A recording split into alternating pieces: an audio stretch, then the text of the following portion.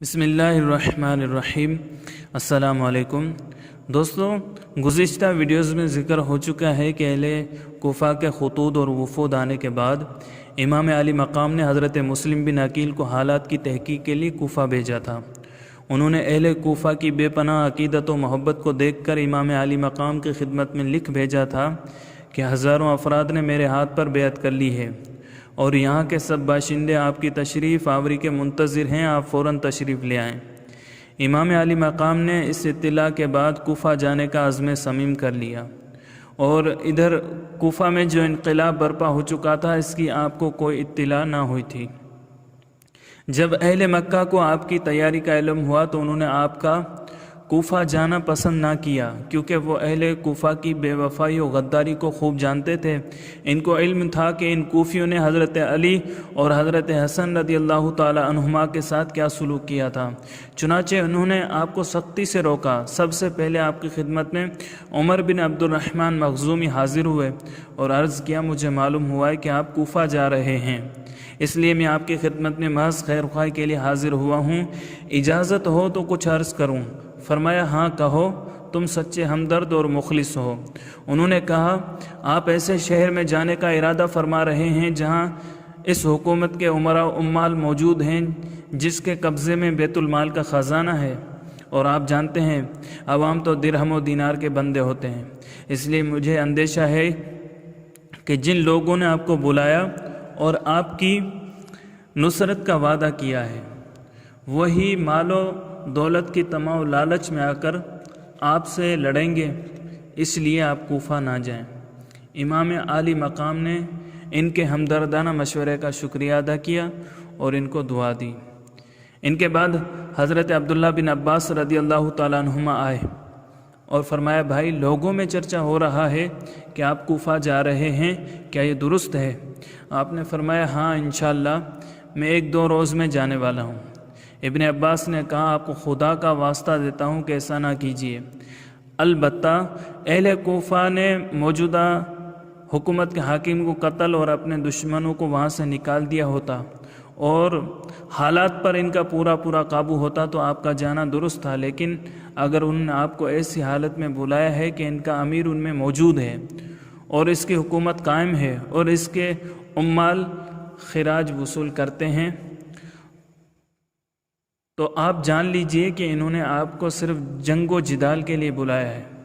مجھے خوف ہے کہ یہ بلانے والے آپ کو دھوکہ دیں گے اور آپ کو جھٹلائیں گے اور آپ کو بے یار و مددگار چھوڑ دیں گے، بلکہ حکومت وقت سے مل کر آپ سے لڑیں گے اور یہ سب سے بڑے دشمن ثابت ہوں گے۔ امام علی مقام نے فرمایا، میں خدا تعالیٰ سے خیر کا طالب ہوں اور دیکھتا ہوں کہ کیا ہوتا ہے۔ اسی دن شام کو یا دوسرے دن صبح کو حضرت ابن عباس آئے اور کہا، بھائی، میں چاہتا ہوں کہ صبر کروں مگر مجھے صبر نہیں آتا، اس لیے کہ مجھے اس سفر میں تمہاری ہلاکت کا خوف ہے۔ اہل عراق ایک غدار قوم ہیں، آپ ہرگز ان کے قریب نہ جائیں بلکہ اسی شہر میں مقیم رہیں۔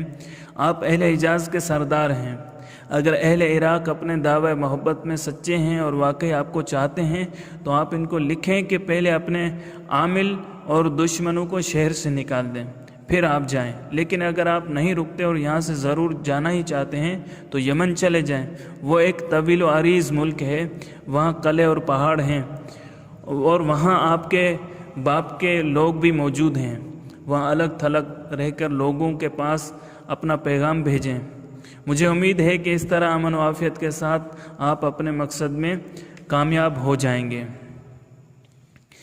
عمر بن سعید بن عاص نے، جو یزید کی طرف سے حاکم مکہ تھے، اپنے بھائی یحییٰ بن سعید کے ہاتھ چند سواروں کو اس غرض سے بھیجا کہ امام علی مقام کو روکیں، چنانچہ انہوں نے سخت مزاحمت کی، یہاں تک کہ ان میں اور امام کے ہمراہیوں میں مار پیٹ تک ہوئی۔ انہوں نے کہا، اے حسین، کیا تم خدا سے نہیں ڈرتے؟ جماعت سے نکلے جاتے ہو اور امت میں تفرقہ ڈالتے ہو۔ تو امام علی مقام نے فرمایا، میرا عمل میرے لیے ہے اور تمہارا عمل تمہارے لیے، تم میرے عمل سے بری ہو اور میں تمہارے عمل سے بری۔ مقام صفا پر عرب کے مشہور شاعر فرزدق سے ملاقات ہوئی۔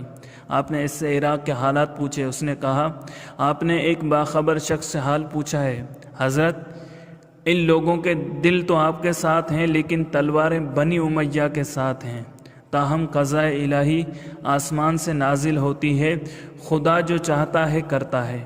آپ نے فرمایا تم نے سچ کہا۔ فرزدق سے گفتگو کرنے کے بعد کاروان امام آگے بڑھا تو آپ کے بھانجے حضرت اون و محمد رضی اللہ تعالیٰ عنہما اپنے والد ماجد حضرت عبداللہ بن جعفر رضی اللہ تعالیٰ عنہ کا خط لے کر آئے اور آپ کو راستے میں مل کر خط پیش کیا۔ اس میں لکھا تھا، میں آپ کو اللہ کا واسطہ دے کر درخواست کرتا ہوں کہ میرا یہ خط دیکھتے ہی فوراً واپس آ جائیں، کیونکہ جہاں آپ جا رہے ہیں وہاں آپ کی ہلاکت اور آپ کے اہل بیت کی بربادی کا اندیشہ ہے۔ اگر خدا نخواستہ آپ ہلاک ہو گئے تو اسلام کا نور بجھ جائے گا اور دنیا میں اندھیرا ہو جائے گا۔ آپ اہل ہدایت کے رہنما اور اہل ایمان کی امید ہیں، آپ روانگی میں جلدی نہ کریں، اس خط کے پیچھے پیچھے میں بھی آ رہا ہوں۔ فرزندوں کے ہاتھ خط روانہ کر کے حضرت عبداللہ خود عمر بن سعید حاکم مکہ کے پاس گئے اور اس سے گفتگو کر کے کہا کہ تم اپنی جانب سے خط حضرت حسین کے نام، جس میں انہیں امان دینے اور ان کے ساتھ نیکی اور احسان کرنے کا وعدہ ہو، لکھ کر انہیں واپس آنے کے لیے کہو۔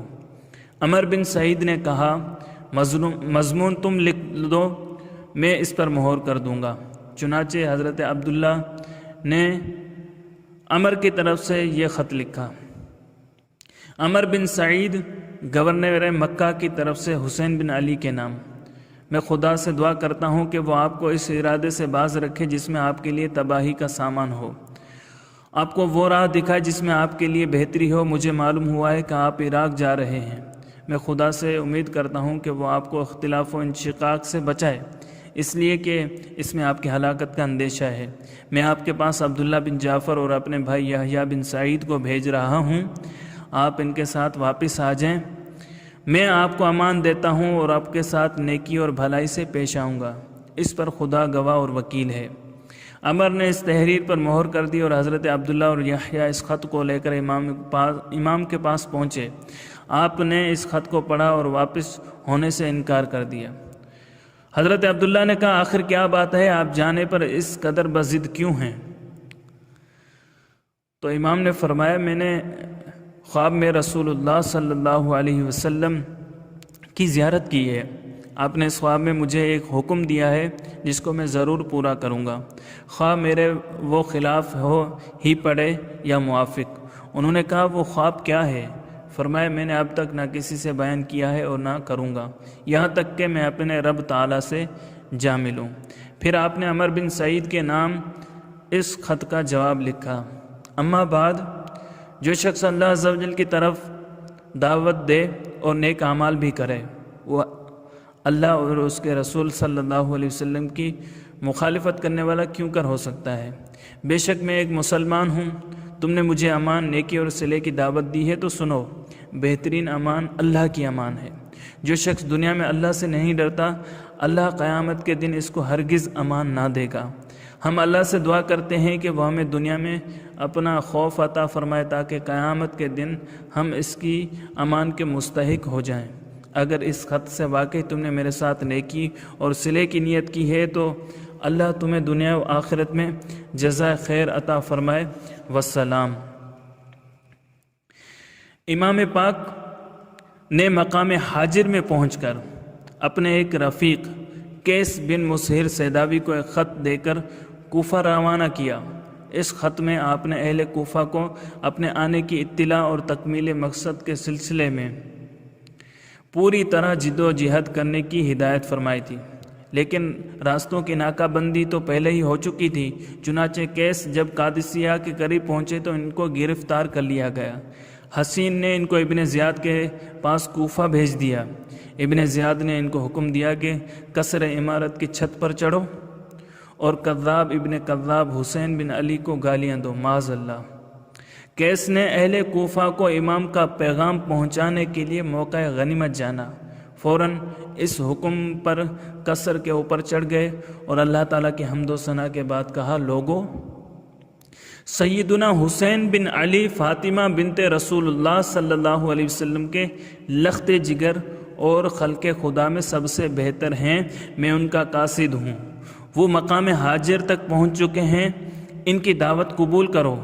پھر انہوں نے ابن زیاد اور اس کے باپ پر لعنت کی اور حضرت علی رضی اللہ تعالیٰ عنہ کے لیے دعائے بخشش کی۔ اس پر ابن زیاد غضبناک ہو گیا، اس نے حکم دیا کہ اس کو بہت اونچا اچھال کر اس طرح نیچے گراؤ کہ اس کے ٹکڑے ٹکڑے ہو جائیں۔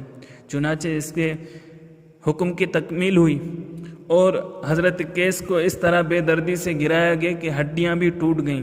کچھ رمق باقی تھی کہ عبد الملک بن عمیر نے آگے بڑھ کر ذبح کر دیا اور امام پاک کا یہ سچا محب آپ پر نثار ہو گیا۔ بالکل ایسا ہی واقعہ حضرت عبداللہ بن بختر کے ساتھ پیش آیا، جن کو امام نے خط دے کر حضرت مسلم کے پاس بھیجا تھا۔ مسافر کربلا اپنے قافلے کے ساتھ برابر آگے بڑھ رہا تھا۔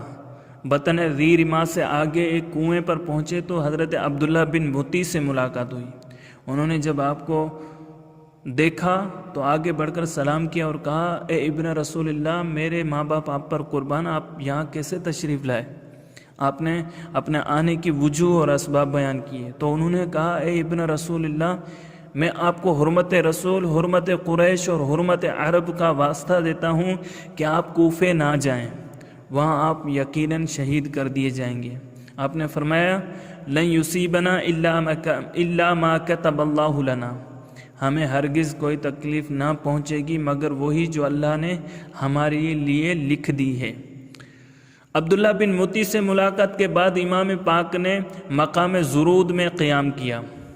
وہاں قریب ہی ایک خیمہ نظر آیا۔ پوچھا، یہ کس کا خیمہ ہے؟ عرض کیا گیا، زہیر بن قین بجلی کا، وہ حج سے فارغ ہو کر کوفہ جا رہے ہیں۔ آپ نے ان کو بلایا، انہوں نے اس بلانے کو ناپسند کیا مگر چلے گئے۔ جب ملاقات کی اور قافلہ اہل بیت کا منظر دیکھا تو دفعتاً ایک بات یاد آئی جس سے خیالات کی دنیا بدل گئی اور چہرہ چمکنے لگا۔ اس وقت اپنا خیمہ اکھڑوا کے آپ کے خیمے کے قریب نصب کیا اور بیوی کو طلاق دے کر کہا، تم اپنے بھائی کے ساتھ گھر چلی جاؤ، اور اپنے ہمراہیوں سے کہا، تم میں سے جو چاہے چلا جائے اور جو چاہے میرے ساتھ رہے۔ وہ سب حیران ہو گئے کہ ماجرا کیا ہے۔ انہوں نے کہا، سنو، میں تمہیں بتاؤں، میں نے بلتجر میں جنگ کی تھی۔ فتح کے بعد بہت سا مال غنیمت ہاتھ آیا جس سے ہم بہت خوش ہوئے۔ حضرت سلمان فارسی ہمارے ساتھ تھے، انہوں نے فرمایا، ایک وقت آئے گا جب تم حضرت محمد صلی اللہ علیہ وسلم کے گھر کے جوانوں کے سردار حضرت حسین کو پاؤ گے اور ان کے ساتھ مل کر ان کے دشمنوں سے جنگ کرو گے، تو آج جو تمہیں مال غنیمت کے ملنے پر خوشی ہے، اس سے بہت زیادہ خوشی حاصل کرو گے۔ پس میں تمہیں اللہ کے سپرد کرتا ہوں۔ چنانچہ وہ امام پاک کے ساتھ رہے اور کربلا میں جام شہادت نوش کر کے ابدی خوشیوں سے ہمکنار ہو گئے۔ دوستو، اگر آپ کو ہماری یہ ویڈیو پسند آئی ہے تو لائک کیجئے، کمنٹ کیجئے، اپنے دوستوں کے ساتھ شیئر کیجئے، اور آپ نے ابھی تک ہمارے چینل کو سبسکرائب نہیں کیا تو چینل کو سبسکرائب کر لیجئے تاکہ ہماری ہر نئی آنے والی ویڈیو آپ تک بآسانی پہنچ سکے۔